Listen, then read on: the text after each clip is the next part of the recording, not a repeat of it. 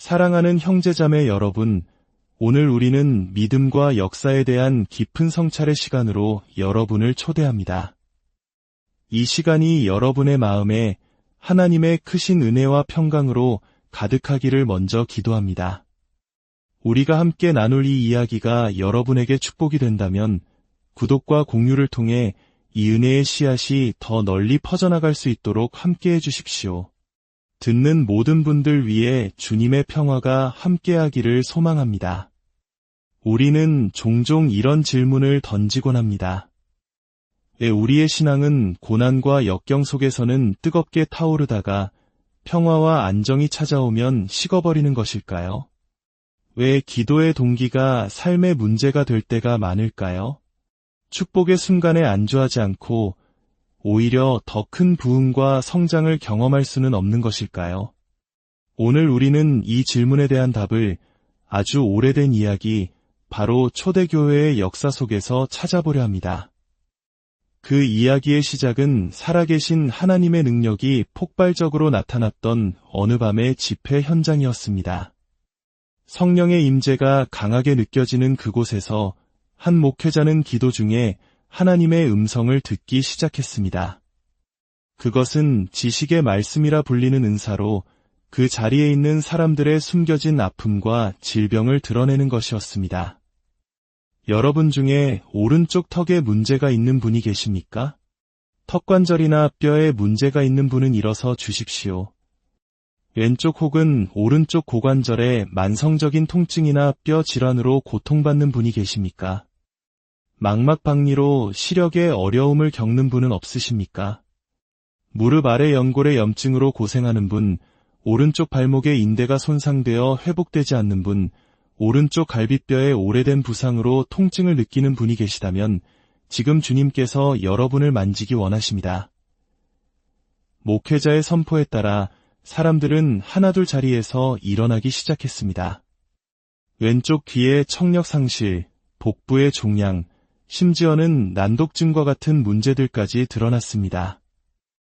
땅콩이나 초콜릿 같은 특정 음식에 대한 알레르기로 고통받는 이들도 있었습니다.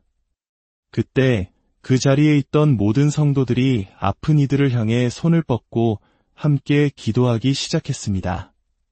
그것은 한 사람의 특별한 능력이 아니었습니다. 예수 그리스도의 몸된 교회가 하나 되어 서로의 아픔을 위해 부르짖는 연합의 기름 부음이었습니다. 예수님의 이름으로 선포합니다. 모든 질병과 고통은 떠나갈지어다. 오른쪽 턱은 치유될지어다. 무릎의 염증은 사라지고 뇌는 새롭게 재정비되어 난독증은 고쳐질지어다. 모든 음식 알레르기를 유발하는 거짓의 영을 꾸짖노니 우리 몸에서 떠나갈지어다. 예수님은 모든 것을 새롭게 하시는 분이십니다. 기도가 끝나고 놀라운 간증들이 터져나왔습니다. 한 여성은 친구를 위해 기도하러 섰다가 정작 자신의 눈을 가리던 부유물이 완전히 사라졌다고 고백했습니다. 또 다른 여성은 유방암 치료 과정에서 얻은 극심한 턱 통증이 그 자리에서 깨끗이 사라졌다고 눈물로 간증했습니다. 콘크리트 바닥에 넘어져 꼬리뼈가 부서진 후 온몸의 관절 통증에 시달리던 자매는 기도 중에 왼쪽 엉덩이의 끔찍한 통증이 사라지고 온몸에 시원한 물이 흐르는 듯한 치유를 경험했다고 말했습니다. 27년간 좌골 신경통과 고관절 통증으로 고생했던 자매 역시 그 자리에서 완벽한 치유를 받았습니다. 이처럼 기적은 예수 그리스도께서 부활하셨다는 가장 강력한 증거입니다. 또한 하나님의 사랑을 인간의 언어만으로는 온전히 표현할 수 없기에 주님은 기적을 통해 당신의 살아있는 사랑을 우리에게 보여주십니다. 하지만 오늘 우리가 집중하고 싶은 이야기는 바로 이 기적 이후에 시작됩니다. 이 놀라운 능력과 부흥을 경험했던 초대교회는 어떻게 되었을까요? 사도행전은 마치 한편의 로드맵처럼 교회의 성장 과정을 보여줍니다. 그 과정은 일정한 패턴을 반복합니다. 성령의 부으심, 폭발적인 부흥, 그리고 그에 따르는 극심한 박해.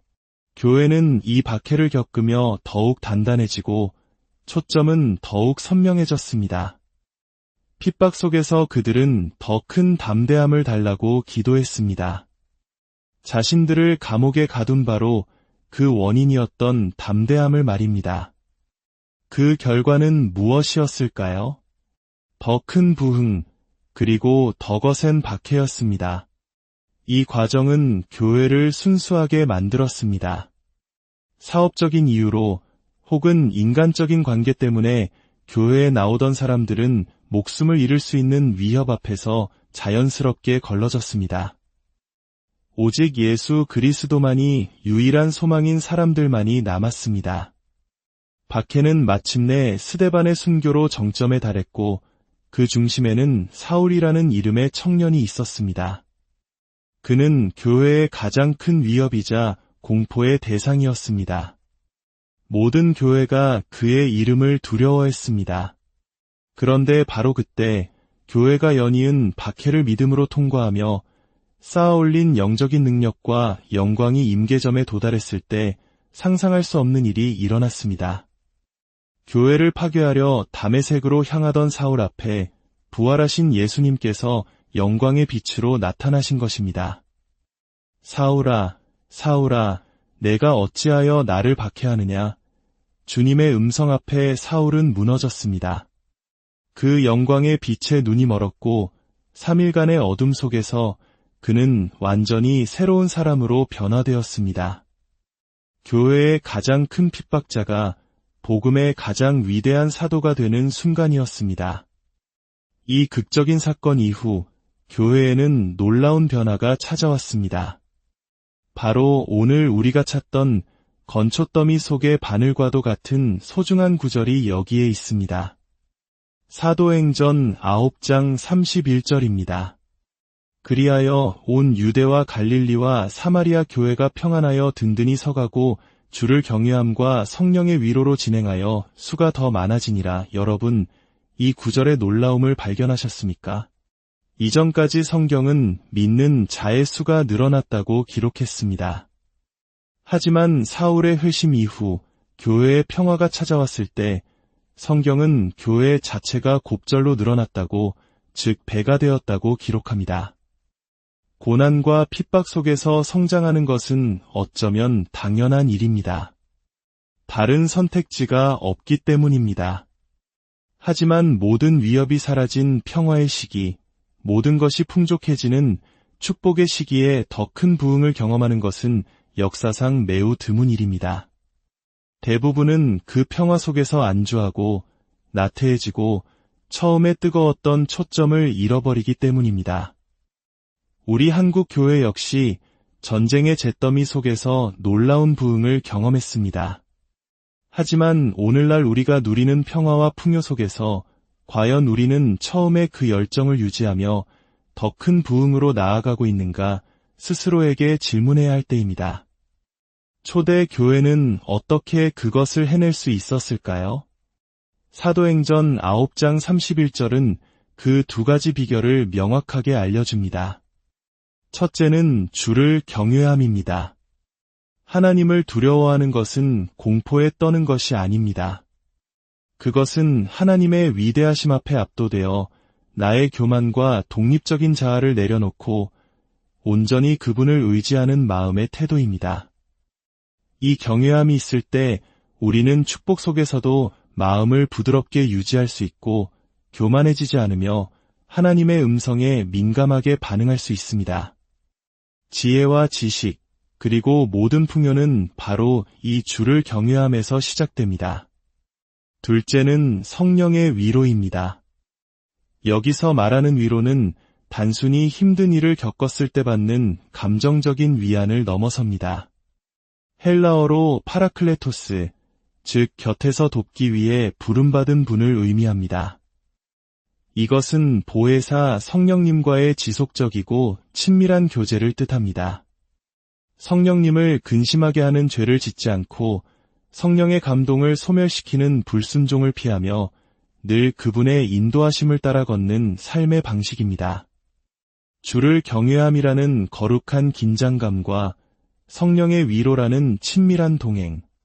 이 두 가지가 균형을 이룰 때 교회는 평화와 축복 속에서도 길을 잃지 않고 오히려 그 축복을 발판 삼아 더 크게 부흥하며 세상을 변화시키는 통로가 될 수 있었던 것입니다. 사랑하는 여러분, 주님은 우리가 고난 속에서만 당신을 찾는 것을 원치 않으십니다. 주님은 우리가 축복 속에서도 당신을 경외하며 그 축복을 통해 열방에 당신의 선하심을 드러내기를 원하십니다. 바울 사도의 고백처럼 우리 또한 풍부에 처할 줄도 알고 비천에 처할 줄도 아는 법을 배워야 합니다. 부족할 때 하나님의 능력이 필요한 것처럼 모든 것이 넘쳐날 때에도 우리는 하나님의 능력이 절실히 필요합니다. 우리의 마음이 세상의 것으로 나뉘지 않도록, 우리의 초점이 흐려지지 않도록 말입니다. 이제 말씀을 마치며 이 자리에 있는 모든 분들을 위해 기도하기 원합니다. 그리고 혹시 아직 예수님을 자신의 삶의 주인으로 영접하지 않은 분이 계시다면 오늘이 바로 영원한 생명이 시작되는 가장 복된 날이 되기를 축복합니다. 함께 기도하겠습니다. 거룩하신 하나님 아버지, 오늘 우리에게 초대교회의 놀라운 부흥의 비밀을 가르쳐 주시니 감사합니다. 우리에게 주를 경외하는 마음을 부어주시옵소서. 세상의 평안과 축복 속에서 교만해지거나 나태해지지 않게 하시고 언제나 겸손히 주님 앞에 엎드려 당신의 음성을 듣게 하옵소서. 또한 성령의 위로 가운데 살게 하옵소서. 보혜사 성령님과 매일 동행하며 그분의 세밀한 인도하심에 순종하는 삶을 살게 하여 주시옵소서. 그리하여 우리의 삶이, 우리 교회가 고난 속에서뿐만 아니라 평화 속에서도 더욱 든든히 서가며 이 땅에 하나님 나라를 확장하는 거룩한 도구로 쓰임받게 하여 주시옵소서. 살아계신 우리 주 예수 그리스도의 이름으로 기도드립니다.